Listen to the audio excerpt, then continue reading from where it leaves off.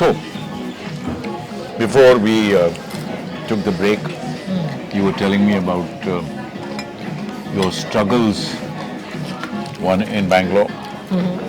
And then from there, I asked you as to how people actually, when they come to a country like Australia, how do they sustain? Right. So I think one thing was that, like I was saying, that Bombay had prepared me. Like, there were times, like we quit our jobs and we came here. And of course, the whole treatment and everything happened. But then, so we had well-settled jobs, and everyone thought we're crazy to do this, to kind of leave everything and just take this, make this bold move. I said, you know what? In Bombay, when I was a student, Papa used to send me 2,500 rupees every month. That was my monthly pocket money. तो उसमें चलाना पड़ता था. And there were times जो मेरा breakfast या जो भी बोल लीजिए उसका कभी कभी 5 रुपये वाज द बजट. लाइक सुबह आई वुड हैव अ बन मस्का एंड कटिंग चाय एंड बनाना. अगर डांस क्लासेस है शामक का है, एक और बनाना खा लिया. बॉइल्ड एग मिलता था चौगे स्टेशन के वहाँ, तो वो खा लिया.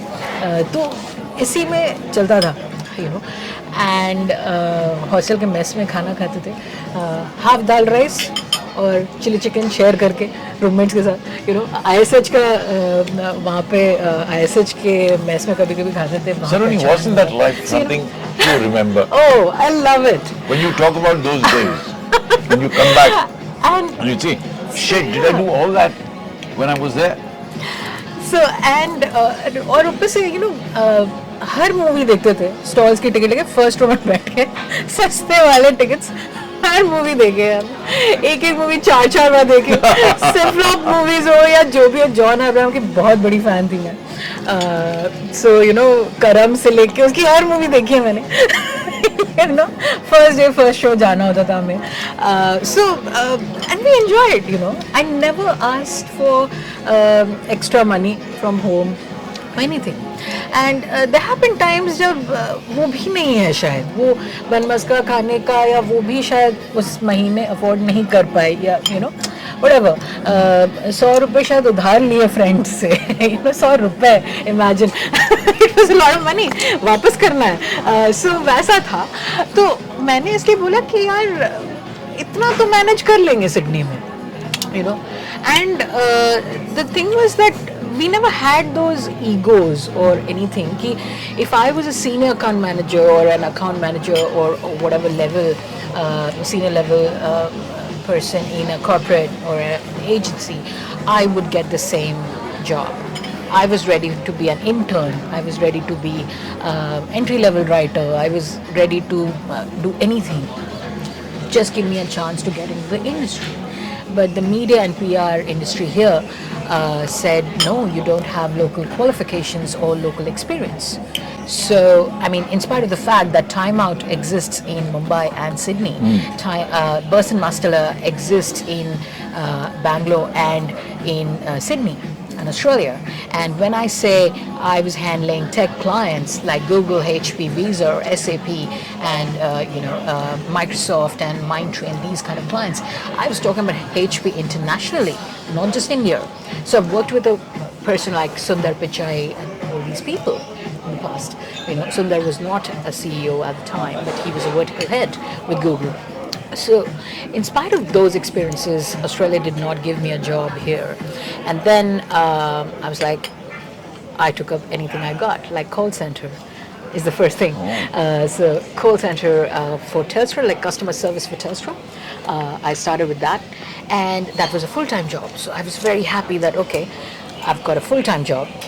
So when we landed here, I lived in a garage converted into a room in Stratfield.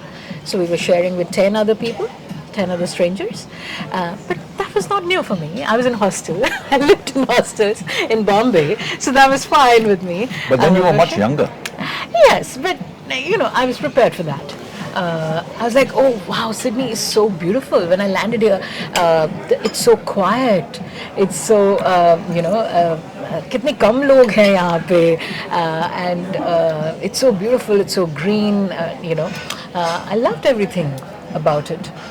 And then वहाँ से जब जॉब हुआ तो एक और अपार्टमेंट में मूव किए, and we were sharing with another couple. So वैसा चलता रहा, and I had to like, so this full-time job which we were depending on, which I was depending on, and we actually had paid the bond amount and deposit amount for another apartment, and we thought that okay, now अब individual apartment में शायद धीरे धीरे move कर सकते हैं, तो full time job है. But then I understood the job market in Sydney was very different from what is there in India.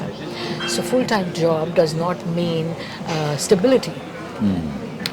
In 3 months' time, I lost this job. I was made redundant. 23 agents were made redundant by Telstra because they were wrapping up that campaign.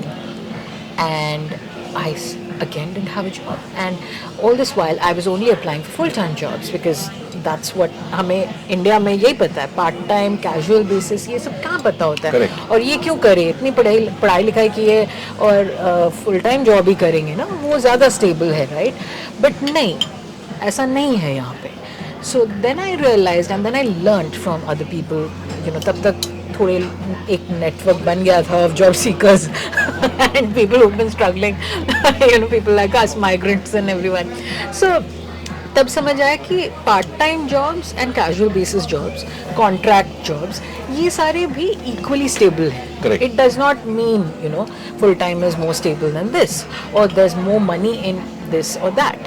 So laws and the industry standards in Australia are so good, they are so fair that way, that whatever job you're doing, a person who's working at a supermarket or driving Uber, or customer service, or an IT professional at an IT company, whatever, has similar hourly pay.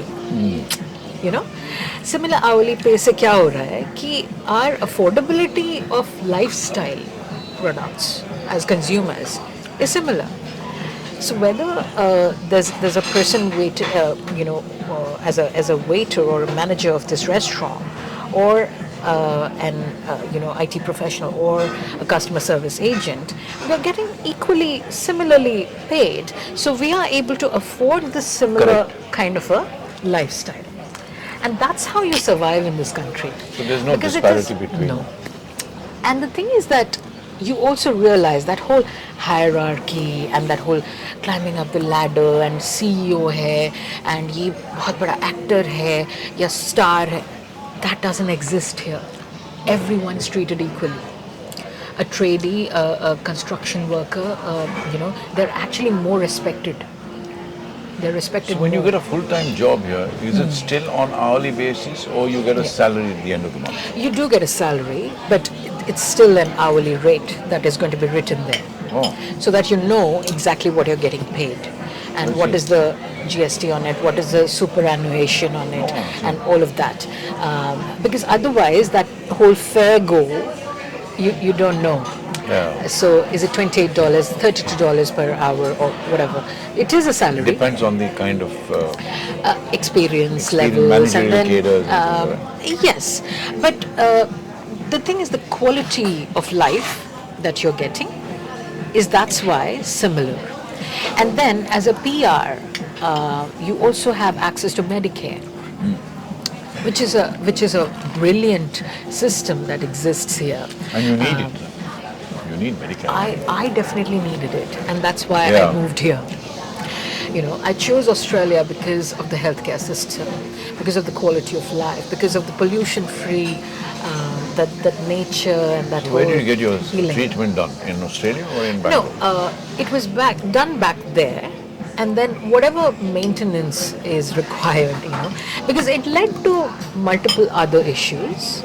So I'm cancer-free, but then I've been experiencing chronic pain in my left leg since the past 9 years. Oh. It's not related to the cancer, I guess, but we do keep a check every year, every 6 months down the line, we do a battery of tests so that nothing sinister is going on, and I'm kind of safe and fine.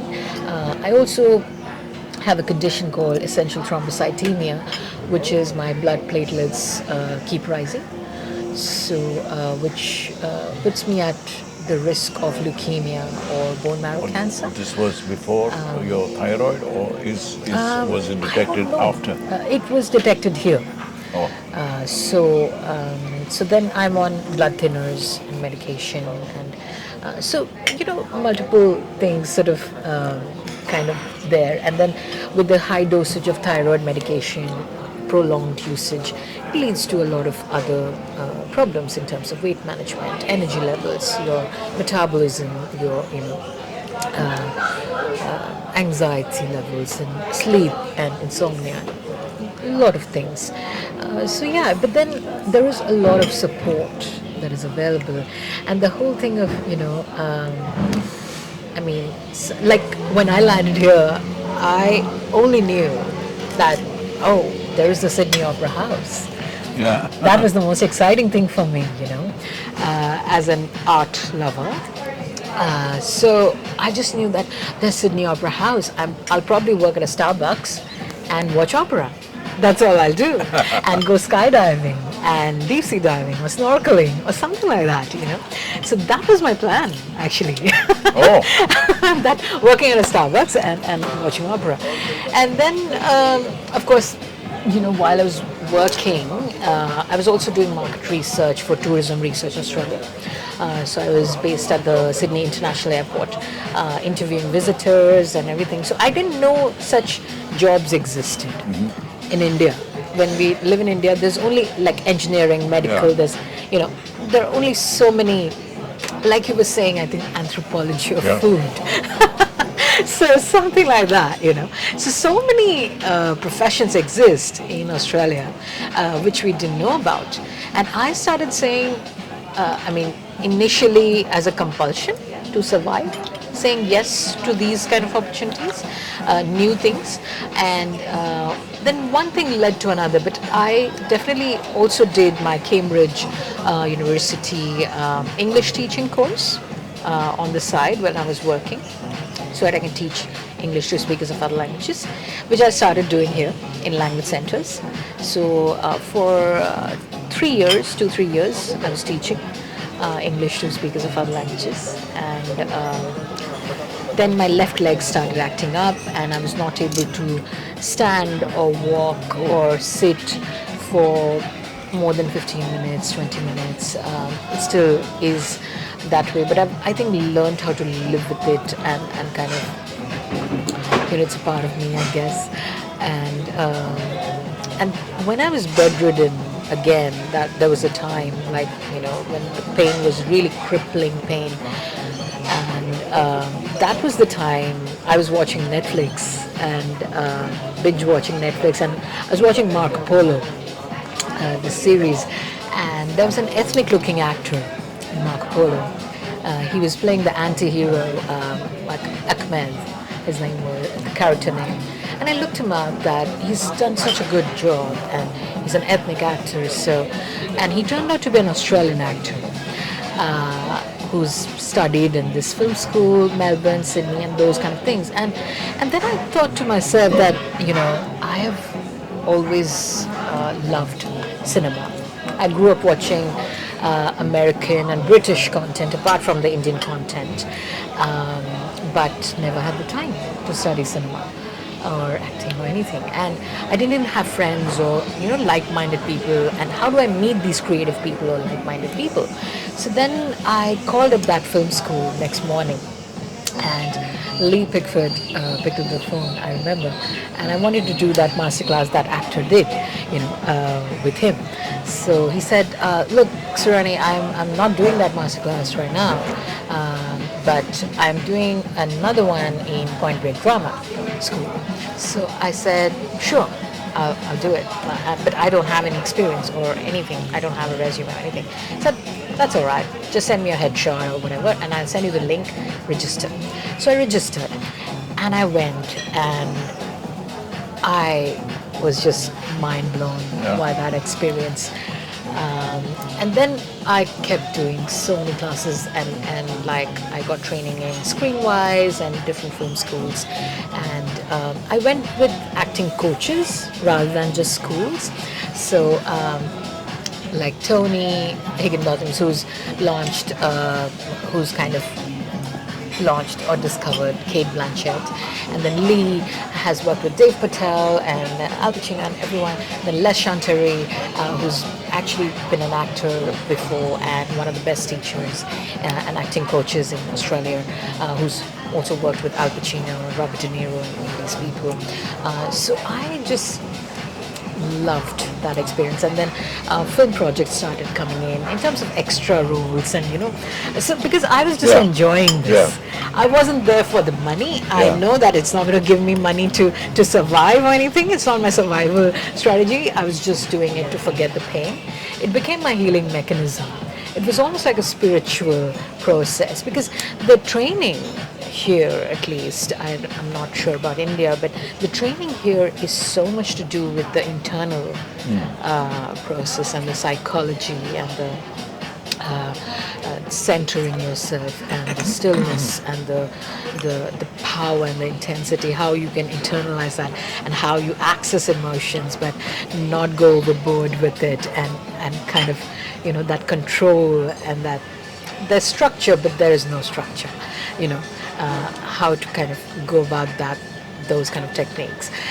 So I thoroughly enjoyed it, and then of course I always had an agent and manager, and then modeling started to happen in the sense that, which I never thought about, and like I did some commercials, but more than that, photographers started to approach me for like shoots and stuff.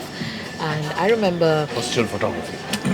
sorry. Chill shots. Yes, for modeling, and so the first shoot I did, and it was for a fine art shoot.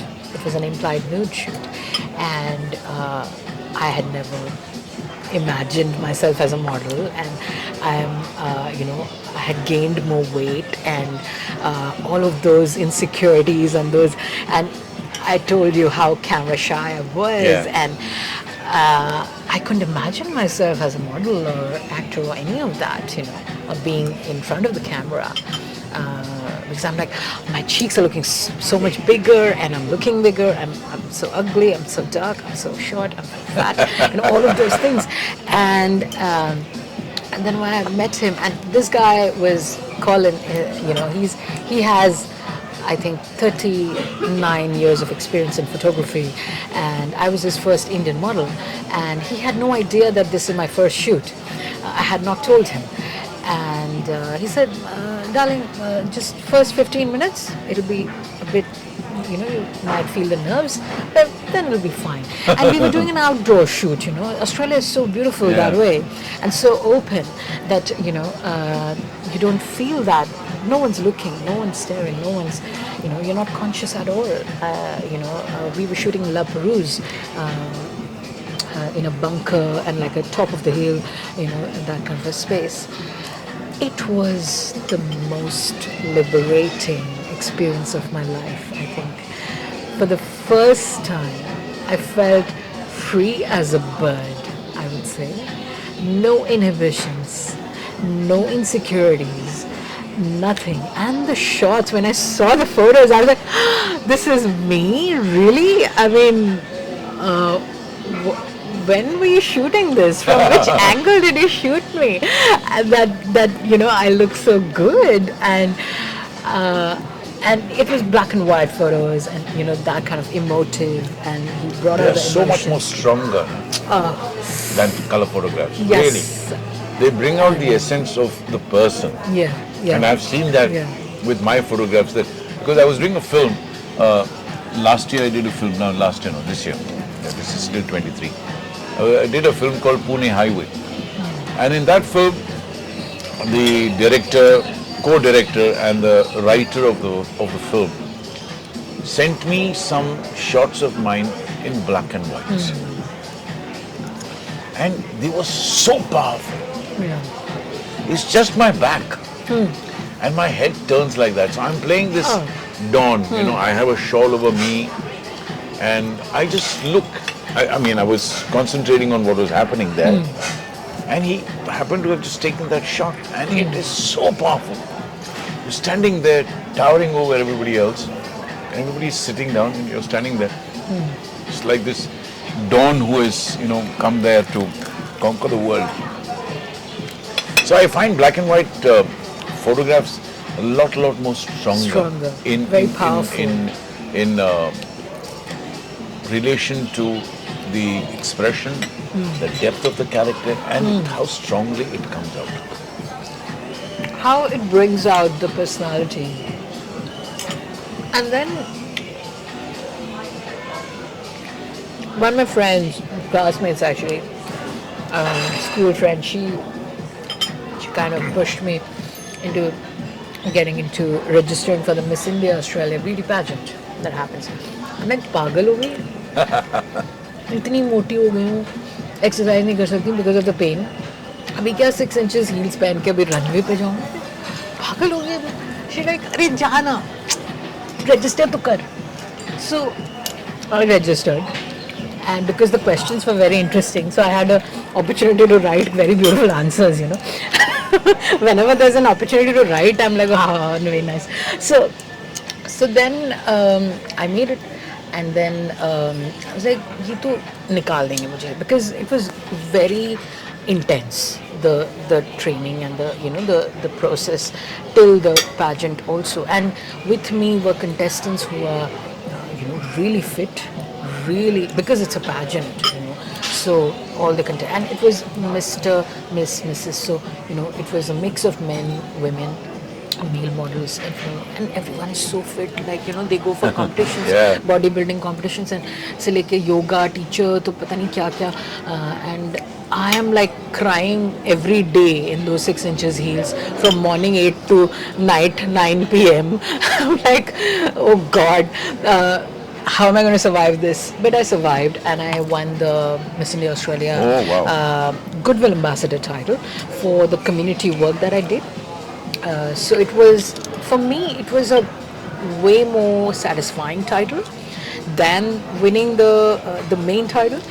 So Dia Mirza was one of the judges in our for our pageant, and because community work, like I said, is in my DNA. So I landed here, Sydney. I was new, and people started approaching me that Saroni, there's a friend Bangalore से और Bombay से मुझे phone करके बोलते हैं कि मेरी friend Sydney में न्यू है, तो she wants to do some rally और something for animal rights and things, can you help her? I am like मैं भी हूँ यार, क्या कर, कैसे मैं हेल्प कर सकती हूँ and things. So but then I said sure, I try my best and I do what I can, and it became a huge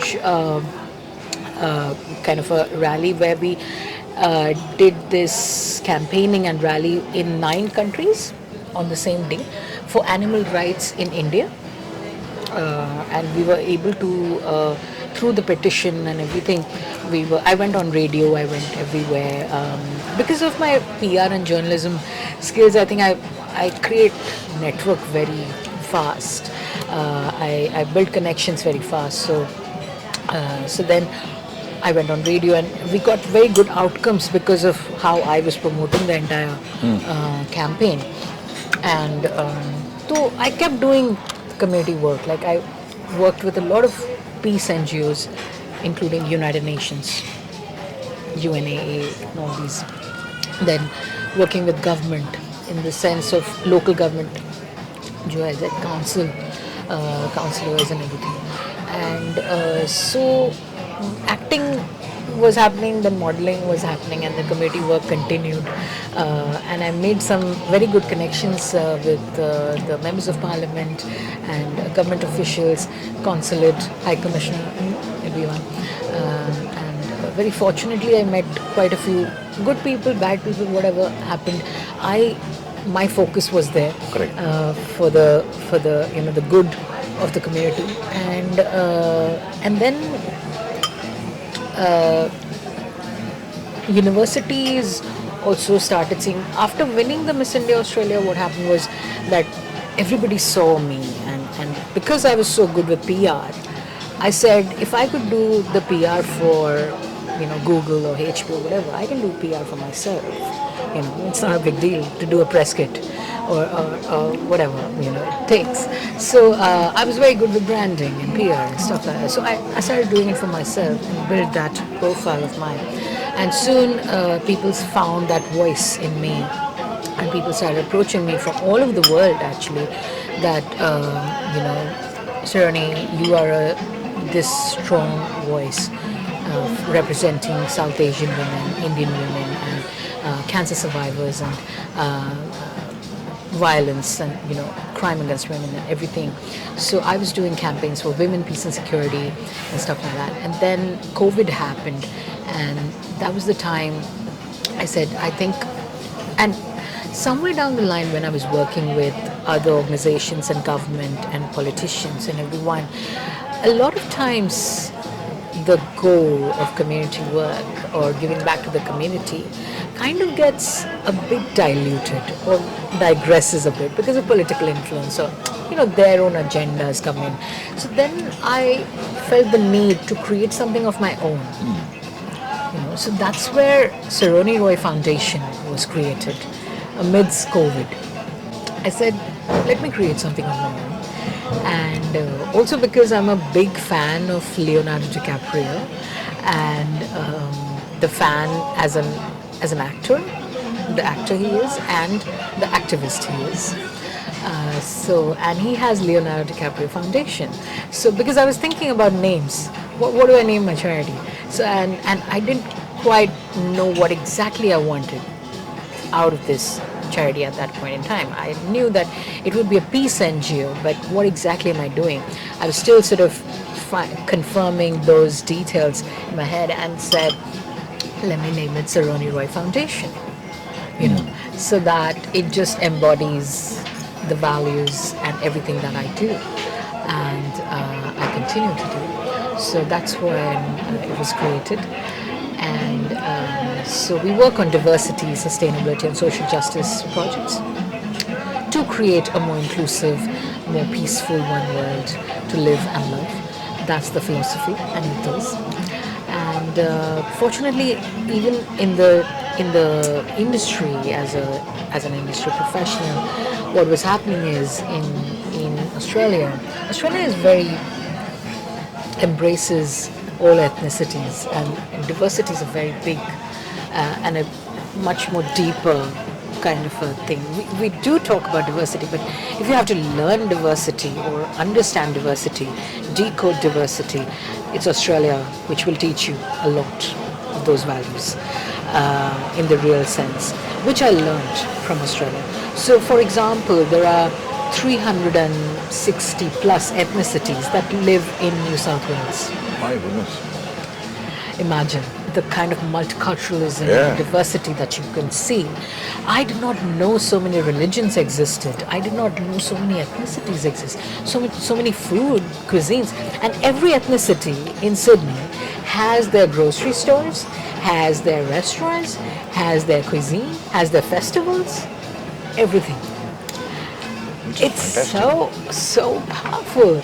And I then got into the MEAA, which is Media Entertainment Arts Alliance, which is the trade union for all performers and media professionals in Australia and New Zealand. I became a member with them so that we know our rights and those kind of stuff. And my headshot photographer actually had told me that you must become a member with the MEA, and I became. And then I started getting involved in the activism that was happening within the MEAA in terms of diverse background actors, disabled actors, actors with from the LGBTQIA plus community, authentic casting, intimacy coordinators, access coordinators. That is one department I really do not understand. Intimacy coordinators. Until I realized while I was doing a film that there is somebody known as an intimate coordinator who's waiting outside in the van to explain to you what you're supposed to be doing. Thank God I didn't have to go through that process because I was jittery as hell. Having never done that on screen Yeah. and do it for the first time, sorry, even with a person that you know, becomes a little kind of uncomfortable because you know that person very, very well. She says there is no problem, don't worry. But still. Inside, since you haven't done anything like that, Exactly. you see, hugging like this, sideways, front, all that is fine. But the moment you have to get onto the bed, that becomes the deterrent. And how do you know that internally your co-actor did not feel wronged or violated Yeah. or in any way? And am I, is this touch or this pressure or whatever, it's okay? Because it changes, right? It could change the next 2 minutes. The Absolutely. way I felt could change. So these are the things which I learned here. Absolutely. Right?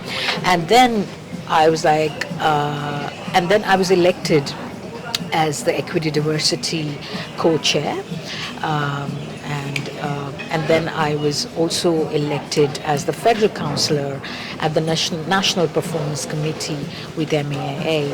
I think I'm one of the first Indian origin women to hold this position. So I kind of felt that no one is doing it, and I must do it. And the things I learned, and I can share these learnings as well, and make this industry more accessible, safer for actors and performers. Things like authentic casting were such a big question, and how we can make it a more not so whitewashed awards and ceremonies in these countries, and like things like for the first time I was thinking when I'm watching a film, I'm thinking about casting. I'm thinking, why was this actor cast and not, if Tom, for example, hypothetically, there's a film where Tom Cruise is cast as a disabled character. Why wasn't a disabled actor cast in that? Correct. Or a neurodivergent character, why wasn't it played by a neurodivergent actor who's trained, who's available? So there's no problem with the talent pool or availability issue, but it is a problem with the industry not supporting and not feeling that we can invest our money into this actor, because it's not going to give them equal money as Tom Cruise will or a named talent will.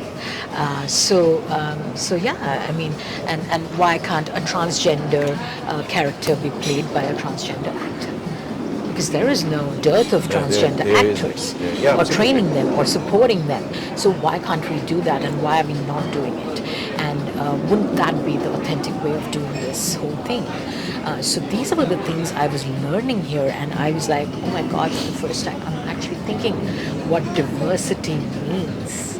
I'm understanding and decoding what diversity means. Diversity also meant invisible disabilities. Like, I do a lot of talks, I'm a keynote speaker as well, so I do a lot of talks about invisible disability. Like, you can't see my disabilities because I'm not on a wheelchair.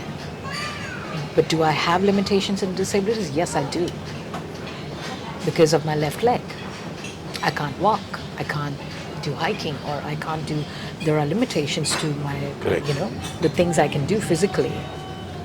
Or climbing upstairs, or doing something high impact, or dancing, or certain activities.